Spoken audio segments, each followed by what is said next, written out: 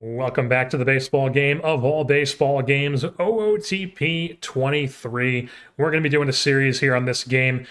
Don't worry, this does not mean that the Red Series is over. This just means we're going to be doing double baseball on the channel here. The Red Series will still be ongoing, as well as this Diamondbacks save in OOTP 23 alongside it. Probably going to be alternating days I'm going to be posting it. Not 100% sure what the upload schedule is going to look like here. I don't really even have an upload schedule to begin with. The only thing I'm really sure of, though, is that both this series and the Red Series on MLB The Show will both be getting posted quite often.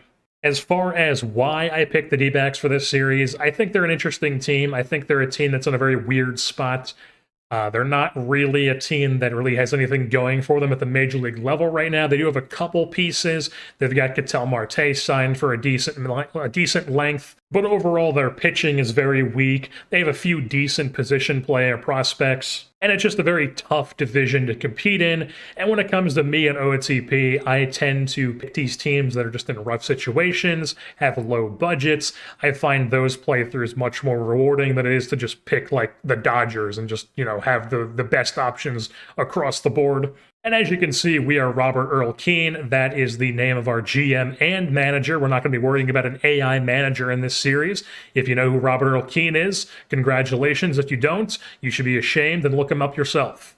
I have already went through and made a couple demotions here, set our rosters to, now that I'm looking at it, is a 28, even though I have the expanded initial rosters turned off. So I think once I sim a couple days here, it'll reset itself to 26, and I'll have to make 2 more demotions. But as of right now, it's sitting at 28. Noe Ramirez is the only guy that we had to DFA. He's, an okay reliever, 32 years old, but definitely the one that I probably wanted the least among the guys that are in the bullpen right now for us, which if we take a look at that, the rotation 1 to 5 here to start the season: Zach Gallen, Luke Weaver, Madison Bumgarner, Zach Davies, and Merrill Kelly.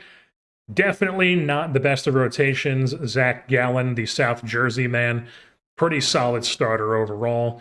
Hasn't really done too much here in the major leagues. Did have a decent 2020 season, though, in the COVID-shortened year, but hopefully he's able to do much more than he has in his full season. Last year was pretty much just a very mediocre pitcher. Luke Weaver is a guy that they got from the Paul Goldschmidt trade to the Cardinals. Hasn't really proven that he's really anybody at the major league level, but he's rated as, or at least what our scout thinks, is our second best starting pitcher. So he's going to be number 2 in our rotation here. Then we got Madison Bumgarner, of course, everybody knows him. He's fine. Probably somebody I'm going to be trying to get off the roster at some point here, whether that's trade or whatever it may be. And then Zach Davies, just kind of an innings eater, nothing really too special about him. And then also Merrill Kelly, also more of an innings eater. Definitely had an okay season last year. I'd say a pretty good season last year. Ratings don't really reflect him. Pretty average straight across the board, except for control. I know in real life he's having a better season, but this is not a live start series. This is a standard opening day 2022 start. Well, in the bullpen, at least what it looks like right now, we still have 28 guys on the roster. Melanson is our stopper. I don't like having a closer set, like having a stopper, uses option 8th or later in lead. Secondary role for all these guys is closers, while Ali Perez and Ian Kennedy are the other guys, 2 veterans, just 3 veterans in the back end of the bullpen there. And then Edwin Uceda, J.B. Wendelken, Sean Poppin, Joe Mantiply, Jesus Lorenzo, and then Caleb Smith. One of these guys is probably going to go down, and then we're probably also going to send down 1 bat as well to make room down to 26. If I had to guess, it's probably either going to be Uceda, just because he has options, even though I do think he's one of our better relievers, or I would DFA Jesus Lorenzo. Not too crazy about DFAing him, but he could probably clear anyways. But even then, we'll have to see what we do once that option does open up. And if we take a look at the bats here, going to be doing a bit of a platoon situation here, a little bit of a different lineup against each side. So against righties, it's Perdomo playing short, then Thomas in right, Ketel Marte hitting third. At second, Seth Beer, Dalton Varsho, Payton Smith in first base, David Peralta, Carson Kelly, and Sergio Alcantara. While against left-handed pitching, mixes up a bit. Kelly's in the 3-hole, Marte's in the 2-hole, Christian Walker is playing first base, Varsho's still in center, Payton Smith's in right field, Alec Thomas is in left. David Peralta, 34 years old now, definitely a guy we're going to be trying to trade at the deadline for something. And he is a guy who is not going to be playing against left-handed pitching, not exactly a great bat against left-handed pitching. Well, when we do make a send down here for the lineups, it'll probably be one of Yanni Hernandez or Drew Ellis that gets sent down. Yanni Hernandez probably is a guy who should be playing every day, and he won't be playing every day here in the big leagues, while Drew Ellis is probably the one who stays up, but then even he does, we don't really have a guy who can play at second and short, so I'm probably going to stick with Yanni Hernandez just so he can play second, third, and short as the backup, and then Drew Ellis will be the guy. That's probably what I'll go with. Sergio Alcantara is a guy that I don't really like as a third baseman, but he does have really good defensive ratings. Even though can't play third right now, he can definitely play third. But solid defensive ratings, like I said, has pretty good eye, won't strike out too much, slightly below average contact. Not really going to do much else, though. Should he be a starter? Probably not. But, I mean, is Drew Ellis a starter? Probably not also. It's not like Yanni Hernandez is like starter material either, at least at this moment. Well, we also do have a few guys who are on the IL here to start the season. The main guy is J.B. Bukoskis, starting pitcher. Used to be a pretty highly touted prospect, not really anymore, though. Just kind of a guy who has some nasty stuff. Probably more so a reliever than he is a starter at this point in his career. We've also got Josh Rojas, who would probably be our third baseman every day once he's back from injury. He's out with a strained oblique for about 4 weeks. Nick Ahmed, probably also the guy who plays shortstop for us rather than Perdomo once he's back. The Massachusetts man himself, extremely good defensive shortstop, has a little bit of gap power to him as well. And then we've also got Jordan Luplow with a strained oblique on the IL. He's a guy who would probably be playing against only lefties. Really good platoon guy to have. Probably what we'd be doing instead of having Pavin Smith play against left-handed pitching is have Jordan Luplow play against left-handed pitching. Well, just a quick little look at some of the prospects that we have in our organization. Like I said, we got some good position player prospects. Corbin Carroll, I believe, is a top 5 prospect in real life. He's 31st in this. Definitely probably more of a corner outfielder in this than he is a center fielder. I try to have a guy with at least 70 range playing center field. He only has 60. But, I mean, if that bat develops, that's plenty good enough to be a very good corner outfield bat. Him and Alec Thomas are both players. Corbin Carroll, a.k.a. Brian Reynolds West, I like to call him, because he looks exactly like him. While Alec Thomas is up in the big leagues for us already. He was just already there when I started up the series, so there's no point in sending him down. He's definitely major league ready, so we're going to be having him play every day in the big leagues. High work ethic, high intelligence. That's always very good to see from a player. We also got somebody like Jordan Lawler, who is a shortstop prospect down in A-ball at the moment. Definitely still very raw, only 19 years old, 23rd prospect overall. This guy is our closest prospect to the major leagues, aside from Alec Thomas, I would say. Definitely the best pitching prospect in the organization. Do I have any idea how to pronounce that name? No. But will I look it up after I do this episode? Yes. Will I still have any idea how to pronounce it? Probably not. But whatever this guy's name is, Brandon, 81st overall prospect. Definitely pretty good 3 pitches here. Solid control, average stuff, little below average movement. Not the greatest stamina, but I don't really care about stamina. I'm going to ask my guys to go deep into ball games here, but he's starting off in AAA. Could he be in the big leagues here for us at some point in 2022? Yes. We'll have to see how he performs, though, and if we do need a guy to come up. We've also got Mike Trout's hunting buddy from Millville High School in Millville, New Jersey, Buddy Kennedy, up in the big leagues at this point right now. Very good power bat, walks a lot, good 3 true outcomes type of player. Could play some first base, can't really play anywhere else. You could maybe play him at third, but I probably really wouldn't. He's mainly just a first baseman for us. We've also got Davison De Los Santos, who is about to be 19 years old. He's an high A at the moment. He could maybe be in double A at some point this season if he's really, really good, but I probably don't want to push him too fast through the system because he is still only 18, almost 19 years old. But, I mean, if that power tool develops, he could be an absurd corner infield bat for us. And then, of course, there's, a few other guys throughout the system, but those are the main ones that I just wanted to concentrate here early on. One thing that I will be doing with this series is managing the minor leagues manually. I don't want to leave up the promotions and just what the teams are doing out of the minor leagues to the AI. I will have them be doing the lineups and the strategies, but I'm not going to be having them do the promotions and demotions. I will be manually looking at the rosters as we progress through each season. I'm not going to be sitting here showing you 30 minutes every episode of me combing through the minor leagues, but it is something that I'll be doing mostly off screen and showing you guys the notable ones who do get called up when I feel like showing that. Another thing I do want to say before we start up here, we do have a few pending offers out. Most of these are just rookie ball coaches that I had to hire because we had open spots. But we also went out and offered a team trainer who has legendary prevent arm injuries and just at least good and everything else. Some of them even much better than good, but very good prevent arm injuries. That's the main thing I really want to look at with. So Rick Jamieson has gotten an offer from us. And then also Shiro Yamada has gotten an offer to be our scouting director.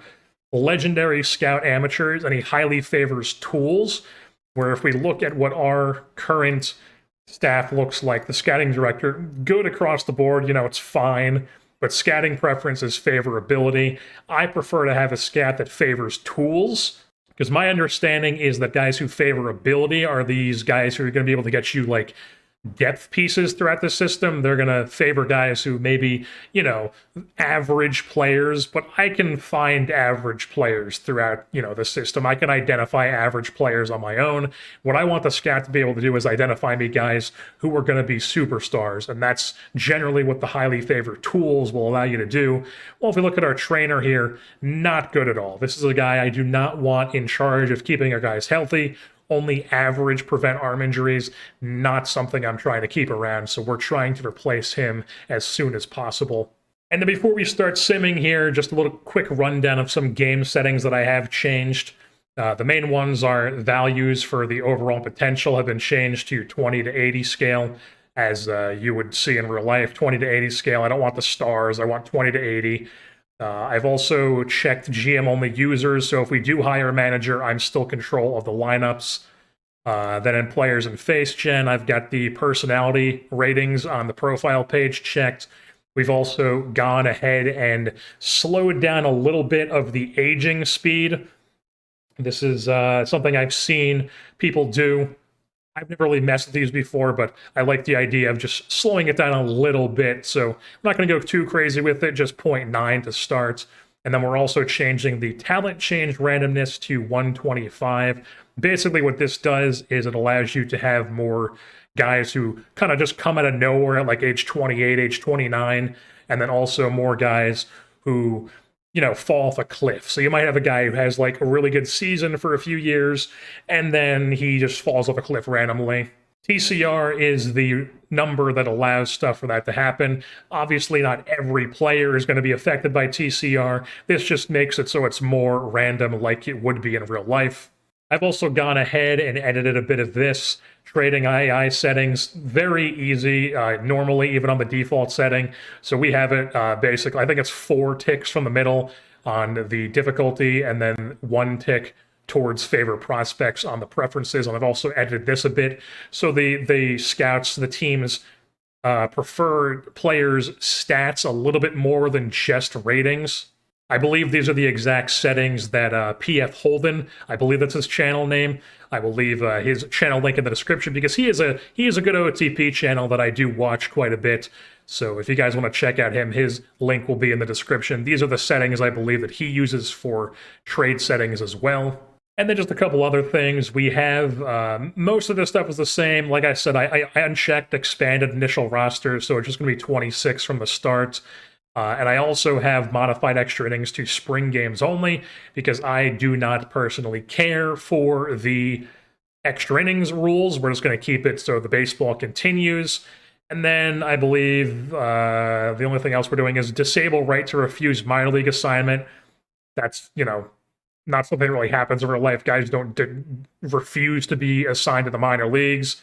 Just kind of an annoying thing that's on in this game by default, so I have this checked so they can no longer disable, or they can no longer refuse that. And then I also have the allowing of injured players to be traded. I have that checked. And then I also have the MLB Draft now in June as opposed to July because I prefer it to be earlier in the season. And also, I'm just not Rob Manfred trying to make the draft a TV event like this is the NBA or the NFL. This is the MLB Draft. It happens in June like it always has. And then the only other thing I did change was we have cranked up a few of these. The Generate International Amateur Free Agents and International Scouting Discoveries are cranked up to the max a lot. And then the other two here, few, because we do have all the indie leagues, the U.S. Indie Leagues, the Mexican League, the NPB, and the KBO all checked in this series. So we're going to be getting free agents from those leagues anyway, so we don't need these to be cranked up to the top. And I also have the hard limit unchecked. So, it's still advised that you don't really go over 5,000 or 5 million. But you can, if you want to, if you don't mind the restrictions that will be in place on your team if you do go above the 5 million. I doubt we will really be going above the 5 million too much, but if we want to, the option for us to do that is there. Alrighty here, so we're up to opening day, and that means that our roster is down to 26 like it should be. So we're going to have a couple of decisions to make here. I've decided that we are going to send down Uceda just because he does have options available. So Uceda is going to go down to AAA Reno. And then among the hitters, we are going to be sending Drew Ellis down to AAA because he can't be the main backup infielder because he can't play second and short. So Drew Ellis is going to be going down to AAA here, while Alcantara and Hernandez stay up in the major leagues. And I know this is something that literally every single OOTP player that I know of does because he's always on the waivers here to start the season. But Clay Holmes is indeed on the waivers here, so we are going to slap a claim on him and see if, never mind, we can't afford him because we stink. Yeah, we have just no budget whatsoever here, as we're over budget here. We gotta make changes here throughout the season because we're not trying to be over budget all season long. I can't believe our team focus is win now because we stink. But these are the challenges you sign up for when you play as a team like the Diamondbacks. Not that we will be fired, though, because I always turn off the ability to be fired because I'm not trying to live the life of a GM here. I'm trying to control one team and one team only.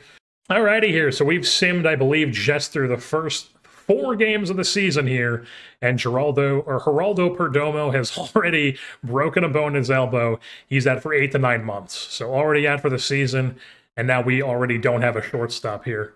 Nick Ahmed does only have 4 days left on his IL stint, but he is going to have to go on the rehab assignment at least for like a week when he does come back. So he's not too far away from coming back. Neither is Josh Rojas, but we are going to have to call somebody up here, at least for the time being. Just for the time being, we're going to bring Drew Ellis back up to the major leagues here. He's going to come up, and the adjustment we're going to be making is that Alcantara is now, because he's the better defensive player, going to become our shortstop, while Yanni Hernandez will remain the backup infielder, and Drew Ellis will now become the everyday third baseman, while the lineup will remain as it is. Ellis will be in the 9 hole, and Alcantara becomes the shortstop, and Drew Ellis becomes... Actually, we're not doing that because Alcantara is not going to be our leadoff guy here. Even though he has been walking to start the season, he does have that eye discipline here that I do like to lead off. So, yeah, why not? Why not? We'll have Alcantara here lead off for us. Ellis will, hold that above Thomas because he's a lefty there. And then we'll have him bat 9th. Yeah, that seems fine to me. Alrighty here, a little bit of another injury that just popped up. Ketel Marte is suffering for knee tendonitis for 4 weeks. Now, it's a minimal injury, but it is 4 weeks of recovery. It really only influences his running, which isn't really too big of a part of his game. But I mean, like, do we really want to have him play through knee tendonitis? But do we also really want to shut him down? I'm going to say no, at least for a little bit here. We're going to keep him playing through it. Just doing a bit of looking at the waiver wire here, and Mauricio Dubois is on the waivers here, and since he's getting the league minimum, we are able to claim him. We have done that. We will see if it goes through, but he would be a guy who comes in and becomes our backup infielder slash middle infielder, or backup center fielder slash middle infielder right away. Probably Braden Bishop will be the guy who goes down, while Dubois becomes the main backup outfielder for us. Definitely a better bat, pretty much just as good defensively as Braden Bishop is. So if we can get him, I think that'd be a pretty good get to have on our roster here. All right, Dubois has indeed been claimed here, so he is now a member of our team. We are going to indeed send down Braden Bishop. You know, he's only gotten 3 ABs here, so it's not. He does have high leader, though, so I'm not really. That's kind of not great that we have to send that down, but I think that's what we're going to be doing here, as Braden Bishop's going to go down to AAA, and Mauricio Dubois is going to take his spot on the roster. Alrighty, so Madison Bumgarner has just gotten some sort of extremely medical term that I'm not even going to attempt to butcher. Joint irritation. He's out for a week, so we're just going to throw him on the IL here just for a short IL stint, 15 days, just going to let him recoup from that. And nobody in AAA is particularly on fire here to start the season pitching-wise, so we're just going to call up Uceda because I like him, I like his rating, so he's going to come up and be in the on the team while we're waiting for him. And then Caleb Smith is going to be the guy that we have in the rotation here while Bumgarner is gone, getting like a spot starter too. While Uceda is just going to become the long relief man, who's the emergency starting pitcher. And then our guys here on rehab assignments are almost ready to come back. They have Rojas and Ahmed only have 9 days left on them. We're not going to leave them down there for the full rehab assignment. I might leave Luplow down there for a couple more days, but Rojas and Ahmed are going to come back. So I'm going to take a look at who we're going to get rid of here. I do want Yanni Hernandez to play every day, so we're just going to have him go down to AAA, play every day, see if he can get on fire down there. And then Alcantara hasn't really been, it's only 75 plate appearances, but it's not like he's hitting well. We're going to send him down to AAA as well. All right, so here's what the new look lineups look like against right-handed pitching. It's Kelly, Smith, Marte, Rojas is now at third, Ahmed's at short. And then against left-handed pitching, it's Walker still at first, Ellis at third, Ahmed at short, and Payton Smith still on right, while Dubois becomes the backup shortstop against lefties, and then also the backup second baseman and shortstop against righties. Just getting more Mauricio Dubois on the playing getting more Mauricio Dubois playing time, I should say. Alrighty, so Bumgarner's back from his short stint. We're not even going to put him on a rehab assignment. We're just going to bring him right back. And then Jordan Luplow's only got 4 days left on his rehab assignment, so we're going to bring him back as well. We are going to make a little bit of a change, though, here, because Edwin Uceda, in the 10 innings he's been back here in the Major League, has actually been very good. I mean, a 500 ERA plus and a 25 FIP minus is pretty insane. So we're just going to keep him up in the big leagues here. And then Caleb Smith has actually been pretty good in his spot as well. We are going to... These guys have options, so I would have to DFA them. Mantiply doesn't, but I mean, he wouldn't be the only lefty when we have Caleb Smith, though, but do I really want to send him down? Yeah, screw it. Joe Mantiply is going to go down to AAA. That opens up a spot for Madison Bumgarner in the rotation, or on the pitching staff. And then with the lineups here, we are just going to send Drew Ellis back down to AAA. Alrighty, so here's what the pitching staff looks like right now. Bumgarner's back in the 3 spot. Caleb Smith's back in the bullpen. Uceda becomes the use more often middle relief guy who's also set up his secondary role.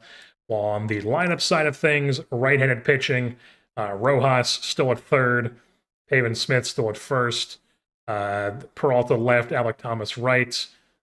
Nothing really changes there, but then against lefties, it's now Luplow playing right field, Thomas in left, and Payton Smith's the first baseman against both sides now because he's performing quite well here through 90 plate appearances, while Christian Walker, while only playing against lefties, is performing very poorly. So we're just going to not have him only play against lefties, and instead he's just the backup first baseman, as well as the backup DH against lefties, because I don't want Peralta DHing against lefties if he ever has to.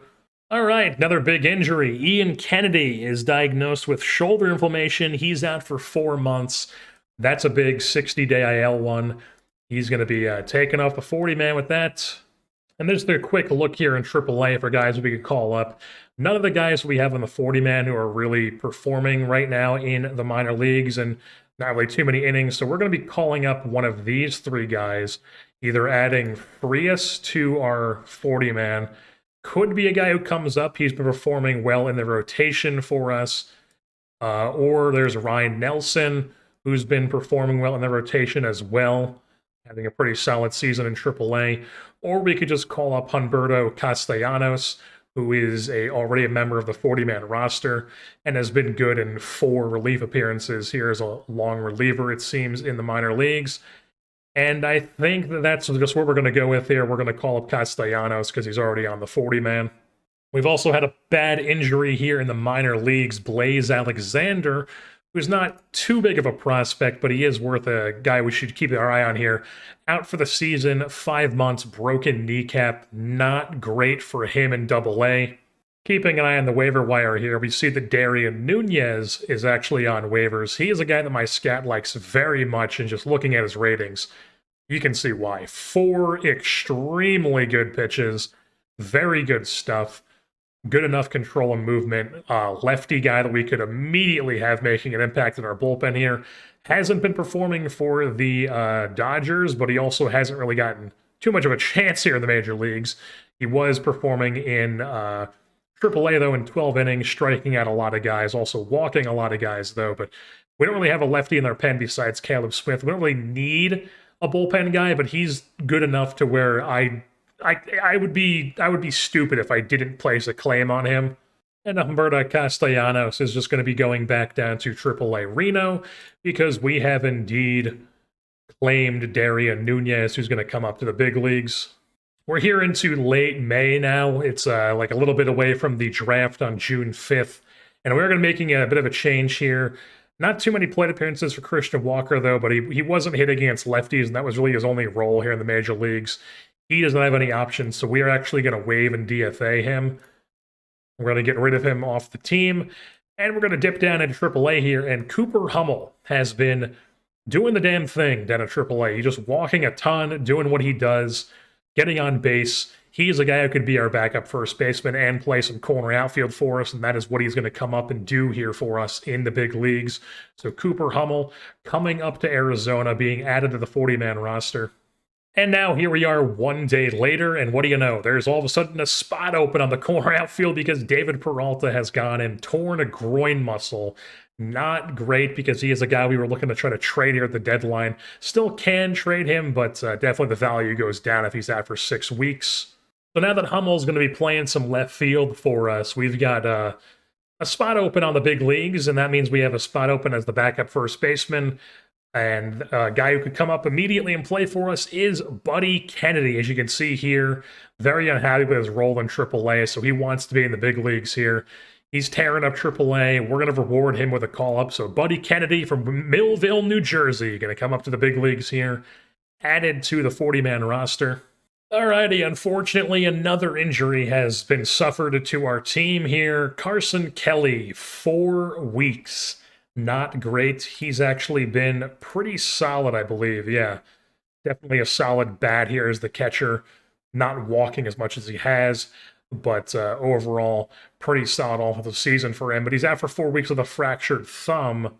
And now here's what our lineup looks like against righties. Herrera's catching. Hummel's the leadoff guy. I made that change a little bit ago. And then against lefties, Varsho's leading off, Herrera's the catcher, and we called up Juan Centeno to be the backup catcher. He was our catcher in AAA here. You know, nothing too special. He's a leader, high work ethic, high intelligence guy. He's a fine backup catcher, I guess. And we're inching closer to the draft here, but our players keep going down with injuries. Now it's Edwin Uceda, shoulder inflammation after 3 weeks, which is disappointing because he has been quite good in the big leagues for us. 137 ERA plus, 62 FIP minus. Pretty solid. I believe I was using him as a setup man. He was one of the setup men along with Ali Perez, who's been solid as a lefty veteran, although he does have a strained forearm, which I'm just now seeing, which is not ideal. I don't want him getting hurt either. So, yeah, we're going to throw him on the IL too. So Perez on the IL, Uceda also on the IL. We need 2 pitchers here in the big leagues. JB Bukoskis is currently on a rehab assignment down in AAA Reno. He's only had 1 appearance, though. He did perform well in that appearance, but we aren't going to call him up after a long stint on the IL and only 1 rehab appearance. First guy we're calling up here is Ryan Nelson. He's been very solid in AAA this year. 11 starts, 1.7 WAR, 2.5 RWAR, 150 ERA plus, 81 FIP minus. Pretty solid in AAA this season. So we're going to call him up, add him to the 40-man roster here. He's going to come up and play in our bullpen. And then Castellanos barely got to pitch in his last stint in the big league, so we're going to call him back up here. And he's going to play some. He's going to pitch some in our bullpen as well. Alrighty, it is June 5th, and that means that today is the first-year player draft in this universe. But before we do that, we are going to do a little bit of a team recap here, see how things are going. As you can see, our Diamondbacks have been very good here early on in the season. 34-20, sitting at first place in the NL West somehow. 1 game in front of the Dodgers, 5.5 in front of the Padres, as well as I should say 1 game in front of the Giants, and then 5.5 in front of the Padres and Dodgers, while the Rockies still stink. So somehow we've been very good this season. If we take a look at the pitching side of things, I've made a few adjustments here. As of late, we've got a couple of followers in our rotation now. Luke Weaver, Merrill Kelly have not been great here as just true starters. So we're going to do a little bit of an experiment here. Have Weaver and Kelly as followers, while I've set Caleb Smith and Jesus Lorenzo to be openers as their secondary roles. Caleb Smith has been very good out of the pen and in the 3 starts he's gotten. Just very solid all around for him this year. 2.27 ERA plus, 76 FIP minus. Very good for him. And then if we also take a look at, who am I thinking? Lorenzo here. He's been avoiding high leverage, but he has been solid, striking out a bunch of guys, not walking too many either. So we're going to see how he does as an opener. But if I do want to change the opener, I could also have Ryan Nelson become an opener, who is a guy who we picked up just recently, has not pitched in the major leagues yet, but he was pitching very well down in AAA Reno. Darian Nunez was the lefty we picked up from the Dodgers off the waiver wire, and he's had a pretty solid FIP minus, not great ERA plus, striking out a ton of guys, not walking as many as you would think. You would think walking as guys is his issue. I guess he's just been kind of getting a bit unlucky. But overall, the back half of our bullpen, Ian Kennedy was performing well before he went down on the IL.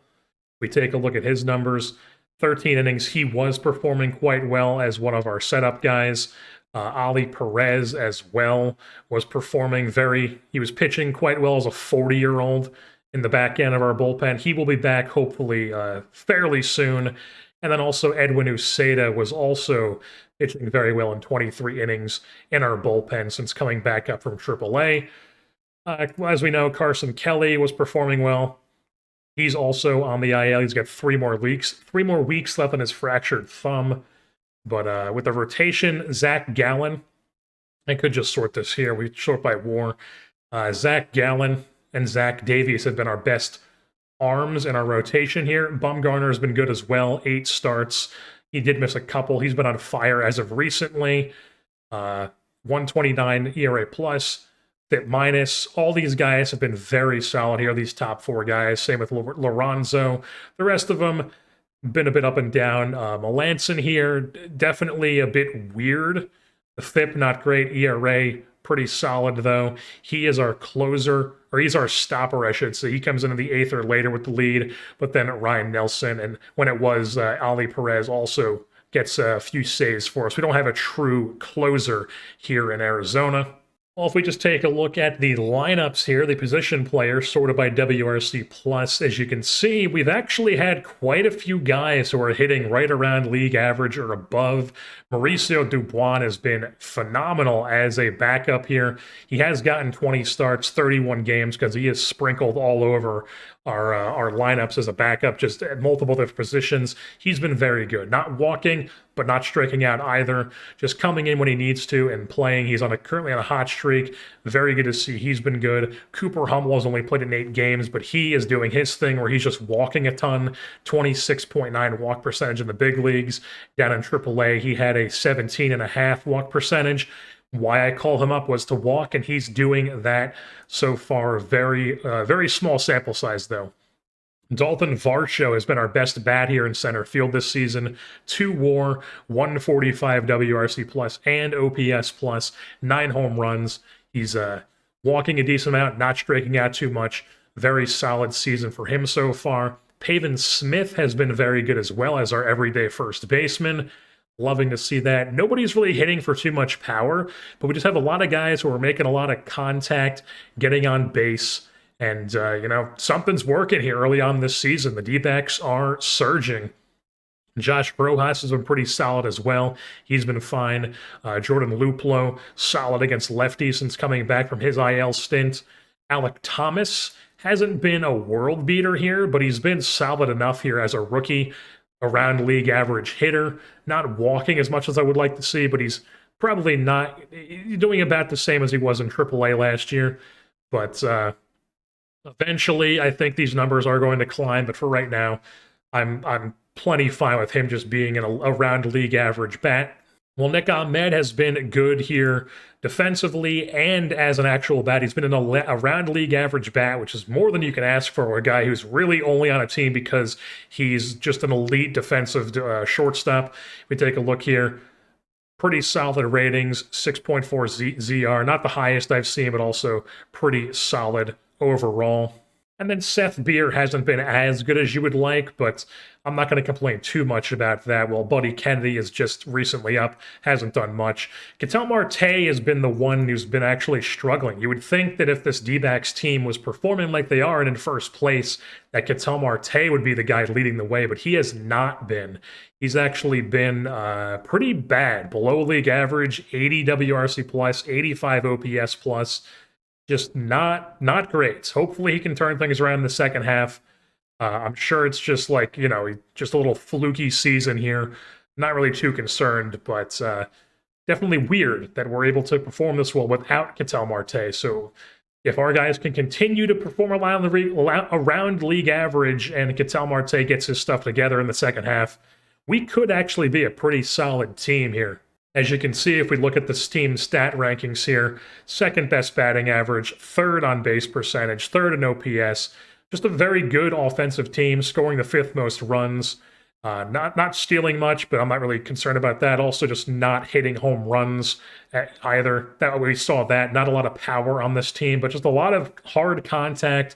A lot of guys who were getting on base, finding their way on and scoring runs. And then also our pitching has been pretty solid as well. Not a lot of strikeouts, but we're doing it the old-fashioned way. Playing defense, doing what we do. Been a very solid team so far here in the season. Let's see if we can keep it up the rest of the year. Alrighty, it is time here for the first-year player draft here in 2022. We have the number 2 overall pick behind the Baltimore Orioles. So we're going to get ourselves a pretty good prospect here to start off. If we take a look at the mock draft, they think we're going to take Drew Jones, and if the Orioles don't take him, that is a extremely good possibility because Drew Jones is very good. So here we are in the draft. Let's just see who Baltimore takes. They take Drew Jones, so we are not going to be able to get him, but we could get Tamar Johnson, who very high demand, which is going to be tough. We don't have that much room in the budget to sign anybody. That would take out a good chunk of it, but he is very good. OSA and my scout both think he is extremely good. Probably more of a second baseman than a shortstop, really. But still very, very good player. He's probably who I'm leaning towards here. Daniel Susak, more of an offensive catcher. If I'm going to take a catcher this high, and he's only got 55 catcher ability, that's not really something I'm really that interested in. Malcolm Moore, same deal with him. Elijah Green was the guy I believe we were projected to take, or they were projected to take. I mean, that power tool is really good. He's basically got the same bonus as Tamar, though, so it's really just comes down to who do I want, the center fielder or the second baseman. The thing is, Elijah Green's also probably a corner outfielder, so it's not like he plays a better premier position. And then there's also Jackson Holiday, but once again, he's also a guy who is probably just a second baseman. Could be a corner outfielder as well. Tamar Johnson, he could also be a corner outfielder if we really wanted him to be. Definitely has some more range there. Probably better off being like a left fielder than he would be a second baseman, to be completely honest. Maybe even a third baseman, although the range is kind of iffy to be third. But, I mean, his bat, that is a very good bat. So I think we're just going to take Tamar Johnson here. We're not going to waste too much time here on the second overall pick. This is who we want. We are going to draft Tamar Johnson. And let's just see who goes here in like the next couple picks. Texas is going to take Elijah Green. Pittsburgh is going to take Brooks Lee. Washington takes Jackson Holiday. Let's just auto draft until our next pick here. Alrighty, so we have the supplemental round. What is this pick exactly? Alrighty, so it's like the yeah, it's we have a few picks here, very close to each other. So yeah, this is like the 34th pick, 34th overall, and then we have a pick a little bit later on here in the second round. But let's just see who our scouting director thinks. Tommy Specht, he's pretty good. Pretty good, 17-year-old, almost 18. Outfielder, lefty-righty guy. Definitely a corner outfielder, but I mean very, very elite bat. I shouldn't say elite, but 70 grade contact potential, 65 grade home run power. The avoid K discipline, only average, but I mean still very solid if that develops. Definitely somebody who we are looking at potentially. Who does he think is the best pitcher? Michael Kennedy. High school pitcher. I tend not to like taking high school pitchers, especially when they have low work ethic. So probably not going to be drafting Michael Kennedy here. There are a couple decent pitchers here. I do like James Payton Smith. Pretty solid ratings across the board. 19 years old. He's a JUCO guy. Throws hard. Not the most work deep into games sort of guy, but also that's not really what I'm ever trying to do with my rotation. Don't really know what his personality is. There's also this guy. Couple good high work ethic intelligence guys here, but Roman Bracamonte stands out, or Bracamonte stands out as probably the best one. High school pitcher, definitely pretty solid. I don't think I'm taking him here. I probably would hope he's there next pick, but I think for the supplemental round pick, I think I'm leaning that center fielder here, or corner outfielder rather, but definitely extremely hard signability. But I mean, his demand's not too high. So, oh no, this guy. Yeah, definitely not a too high demand. So we're just going to take Tommy Specht here like they want us to. Yeah, Tommy Specht. We're going to take him in the second round, or the supplemental round, I should say. Alrighty, now we're here in our second round pick. And our scout thinks we should take Gavin Klein, who is once again, probably more of a second baseman. Definitely potentially pretty good hitter. There's a lot of really good hitters, it seems like, in this first year draft. I'm not used to there being this many good hitters or this many good players in general, but I mean, I'll take it. So if we take draft arms here, I mean, this Michael Kennedy guy is still here, but I really, really don't like that low work ethic, especially this early on, even though he is a lefty. But I really do like Peyton Smith here. Could be a pretty solid. He throws 98. We don't know what his personality is. Wish I did, but we do know that Bracamonte here is a guy. There's also this Noah Schultz guy, high work ethic but low leader, or he has a high demand. Yeah, he has a high demand, but Bracamonte does not. I mean, honestly, either him or Peyton Smith is who we're looking at here for this pick. And I think I'm just going to lean Peyton Smith. And maybe Bracamonte is still their next pick. But we are going to go with James Peyton Smith, Northwest Florida State College, JUCO guy. There's 96, 98 side armor. Definitely seems like a pretty nasty potential pitcher we could have. We're going to go with him here in the second round. All right, we're here in the third round, and our scout once again thinks we should take Michael Kennedy because he is still here. Just wants the slot for wherever he goes. I mean, he's good is the thing. It's just his work ethic is low, so he could be a bust guy. Bracamonte is still here too. That's a possibility. We also got somebody like Zachary Showalter, who's a high work ethic, high intelligence guy. Low leader, though, but high greed. Cassius Thomas is an interesting prospect as well. California kid. High intelligence, high leader. But I see he's expensive. Yeah, pretty expensive. Probably just wants to go to Duke. My scout thinks that we should take Brenner Cox if I ask for a batter recommendation, but I don't really like this guy very much. He's fine, but I think there's some better guys. Like his personality doesn't really stand out for me. Low work ethic, high greed.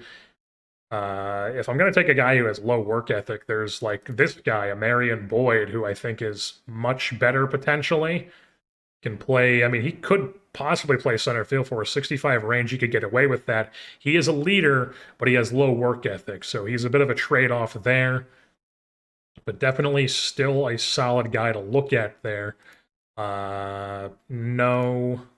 This guy's a very interesting, like, just kind of Adam Dunn type hitter, high power, high discipline, first baseman, maybe play some third, but high leader, low intelligence is not really something I'm looking at. We're going to go with Bracamonte because he's still here. High work ethic, high intelligence, pretty solid, potentially 3 above average pitches, 1 really solid changeup that could potentially be a thing. Still 18 years old. We're going to take him here in the third round. We're here in the fourth round now. Unfortunately, Kennedy was taken.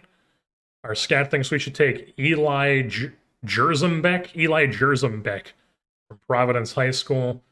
Definitely seems like he's got some good pitches here. Could be a decent pitcher, but he's a leader, but he has low work ethic, low intelligence, which I don't like at all. There's still somebody like Showalter here or Riley Kelly who do have high work ethic and high intelligence. Riley Kelly, 18-year-old. He's definitely an option. A little bit of a high demand for this portion of the draft. Showalter, basically the same demand, has more pitches. Changeup's probably just going to be average, but he could have a really good slider here. It looks like he's actually a two-way guy, actually. Could play a decent outfield as well. Zachary Showalter.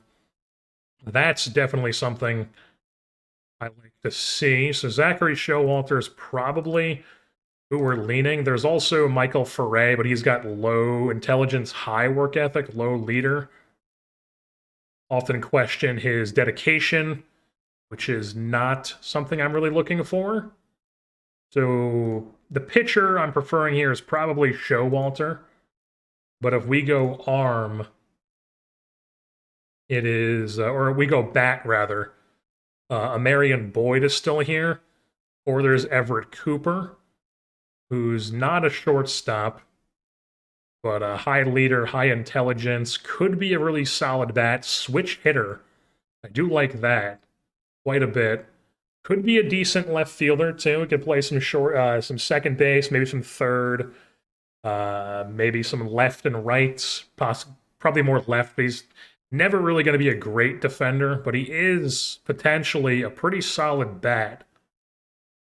But there's also a Marion Boyd, who low work ethic though for him. So I'd probably prefer Cooper or like one of these guys. But I mean, he's a catcher who can't really catch. Yeah, not really a catcher. And then there's Judd Uttermark, who's the Adam Dunn type guy who has high leader but low intelligence.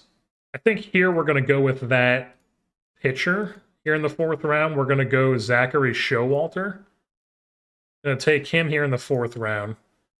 We're going to go to our next pick here. Riley Kelly's still here. So is Ferre. But then hitters, Cooper is still here. So Bird got taken. Cooper's still here. Uttermark is here as well.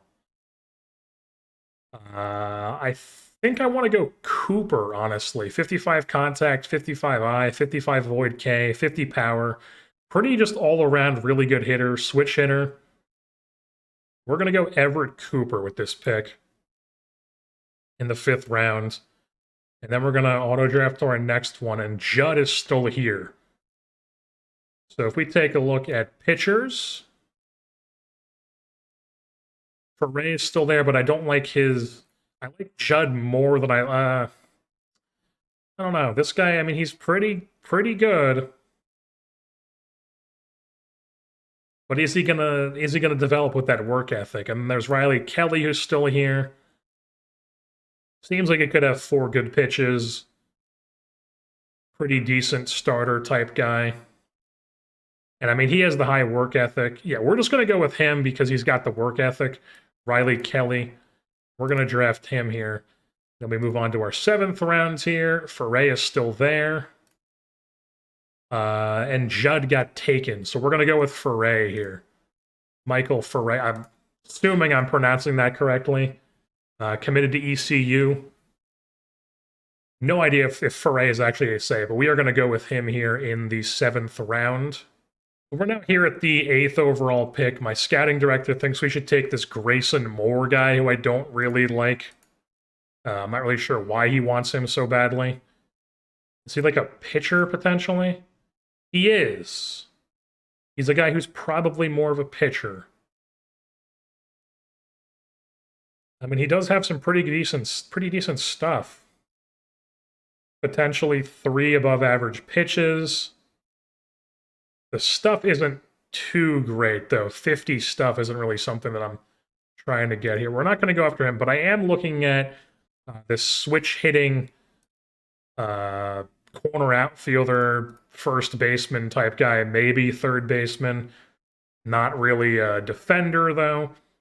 Switch hitter. Possible straight average across the board hitting with some really good power. OSA thinks a little less of him, though. But I do also like Silas Audouin, the Cajun catcher for the University of Texas, who I am aware of very much in real life because I am a Longhorn baseball fan. Second to Rutgers first. High work ethic, high intelligence. I do like getting at least a couple of good catchers with every draft class, so we have guys coming up who can catch our pitching prospects. And Silas Audouin is going to be our guy here, I think. 8th round, Silas Audouin.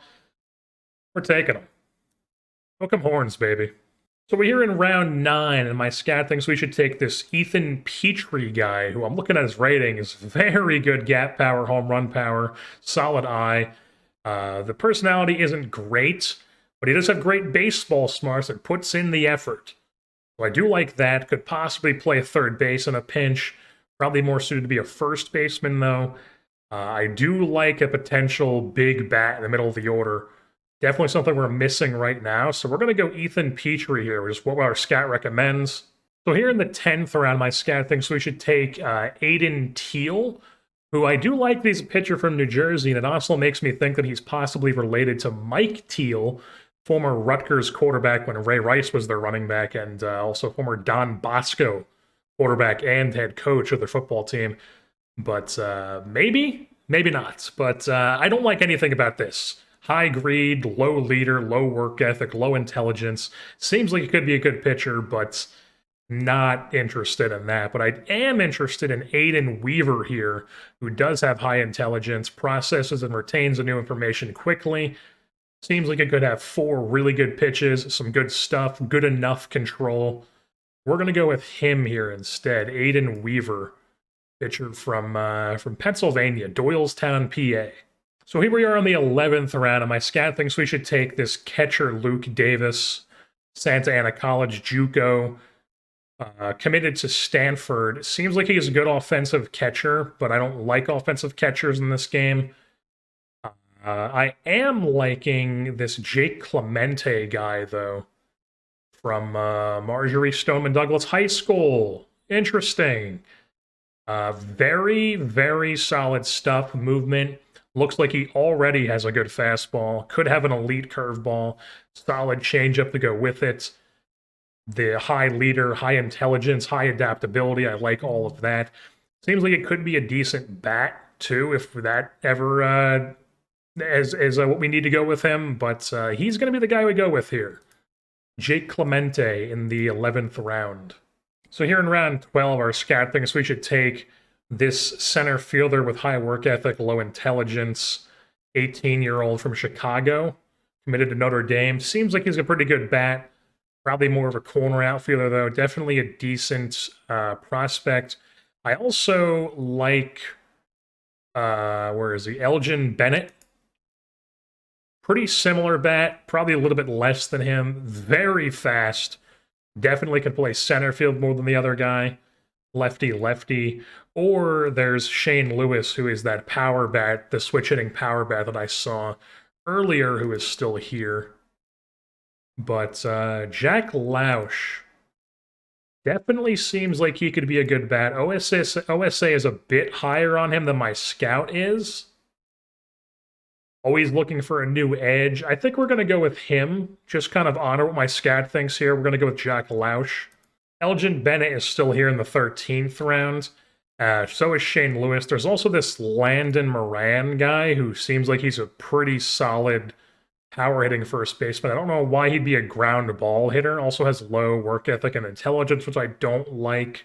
Reese Walling here seems like he could be a good bat as well. First baseman, corner outfield type. Just wants to play baseball and not be bothered. Not the worst personality type. Does have a high work ethic, low greed. Playing for the love of the game, baby. Probably they're going to go with him here. Elgin Bennett is an option. He's still here. Or there's a little bit somebody down here. Bryce Blazer. Not as high of a potential, but I very much like the contact of Void K and I. Low intelligence, low leader, but he does have high work ethic. Decent personality. Could play some center field. Probably more of a corner outfielder. Probably going to wait a round or two on him, but I would like to make sure that he's still there. We're going to go with Reese Walling here in round 13 instead. Here in round 14, my scout has recommended we take a pitcher that I did have my eye on a bit. Probably more of just a reliever, but I do like that he is high leader, high work ethic, high intelligence, low greed. Just very, very solid personality type player from Connecticut. Committed to Stanford. Yeah, we're going to take him just because I like his profile overall. And then we move things on to the 15th round. Elgin Bennett is still here, but I would like to take Bryce Blazer. He's the guy with the good contact, Avoid K. We're going to take him here, and hopefully he can develop into a little something for us. Here in round 16, we're going to take the best catcher ability available. Just a few guys with 60, and the highest of the bunch is Tristan Wheelis here. There's this guy who has high work ethic intelligence, but this guy is much better of a prospect. From a JUCO in, I don't know where exactly it is, but he's from Arkansas, committed to Houston. We're going to take him, see if he can be a catcher in our system, work with some of our pitchers here. Tristan Wheelis. Here in round 17, my scout thinks we should take this lefty Wyatt Danilowicz. could possibly have an elite curveball, left-handed pitcher. There's also this guy, Tommy Finnegan from Ocean City. I am partial to the New Jersey guys, especially the South Jersey guys, and definitely could be a solid pitcher. I think we're going to go with him. We're going to go with Tommy Finnegan here in the 17th round. And then he's still here in the 18th, so we're going to go him too. Wyatt Danilowicz in the 18th round. Now we're down here to the last two picks of the draft. We're just going to kind of get a couple guys who are just like good one-tool guys, and just right off the bat, I'm seeing Griffin Doersching right here, who is one of my favorite guys to watch in the regionals this year. Oklahoma State, just absolute monster of a player. Probably wouldn't be anything in this, though. It takes him a little longer to process new information. Don't like that. As much as I do like Griffin Doersching, there's Elvin Figueroa, who OSA likes him a bit more than my scouts. Fly ball hitter, extreme pull guy. That's his ground ball tendency, but fly ball pull hitter.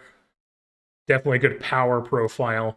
Or there's Blake Guerin, who I believe is how you spell Bill Guerin's name. And he's born in Minnesota, so it makes me think that he's like Bill Guerin's kid, the Wild GM, former Devils player. Maybe. He's also 6'7", 255. Our scout and OSA are kind of wildly different. Like, the OSA thinks he's a much better contact hitter, all-around hitter than my scout does. But we're just going to go with Blake Guerin here just because he's so monstrous and the best overall potential of the hitter guys here, the power guys that we're seeing. And then I really am still kind of tempted to go with Griffin Doersching here just because I know who he is and I like watching him so much this season. And then with our last pick of the draft here, we're going to go pitcher. Looking at a couple guys, there's Mac Anglin, whose name sounds familiar. I feel like I've drafted him before in a series, or not a series, but a save that I've done. This guy, very Polish, Eastern European last name, could have an elite curveball. Probably not much more than that, though, in a very low control. I don't like that. Or there's this guy, Ryan Kennedy, low leader, good work ethic, good intelligence. But I'm really thinking I'm going to go with Gavin Van Kempen here.